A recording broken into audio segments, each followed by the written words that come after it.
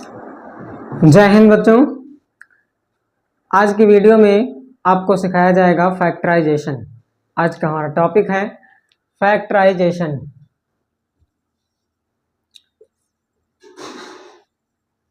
Factorisation इसमें आपको किसी दिए हुए नंबर का फैक्टराइजेशन करना होता है, उसका फैक्टर निकालना होता है। जैसे आपका क्वेश्चन नंबर 1 है, find the factors of following numbers, जिसमें आपको पहला क्वेश्चन 35 एंड 50, इसमें से आपको 35 एंड 50 दोनों को फैक्टराइज करना है, इसका फैक्टर निकालना है। फैक्टर हम कैसे निकालते हैं? 35 इक्वल लिखेंगे। अब हमें 35 किस टेबल में आता है, वो कौन कौन से टेबल हैं जिसमें 35 आ रहा है, वो हमको लिखना है। तो 35 शुरू करते हैं तो 1 में आता है, उसके बाद में ये 5 में आएगा, और उसके बाद 7 में आएगा, और उसके बाद में फिर 35 में ही आएगा। यानी 35 के जो फैक्टर्स हैं क्या हैं? 1, 5, 7 and 35।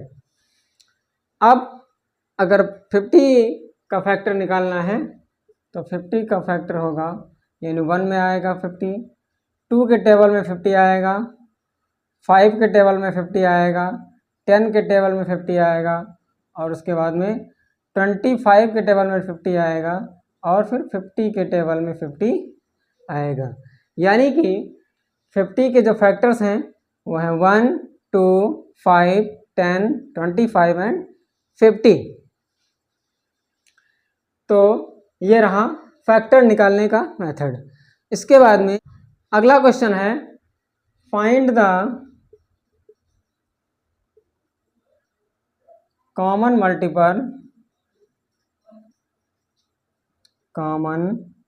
Multiple of the following. इसमें आपको दिए गए नंबर्स का मल्टीपल निकालना होता है, कॉमन मल्टीपल निकालना होता है। जैसे आपका पहला एग्जांपल है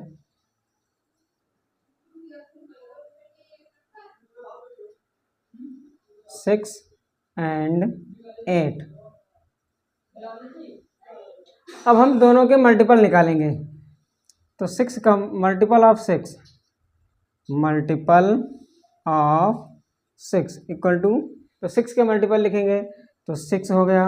उसके बाद अगला होगा 12, 6 3 जा 18, 6 4 जा 24, 6 5 जा 30। चलो 5 तक लिखते हैं इसके, यानी फर्स्ट 5 मल्टीपल हैं ये 6 के। अब हम मल्टीपल ऑफ 8 लिखेंगे। मल्टीपल ऑफ 8 लिखेंगे तो हमें क्या मिलेगा?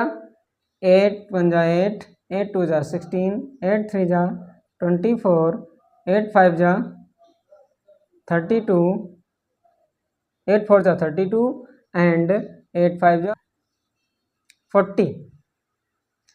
अब हमें यहाँ पर ध्यान देना है कि हमें लिखना क्या है? Find the common multiple.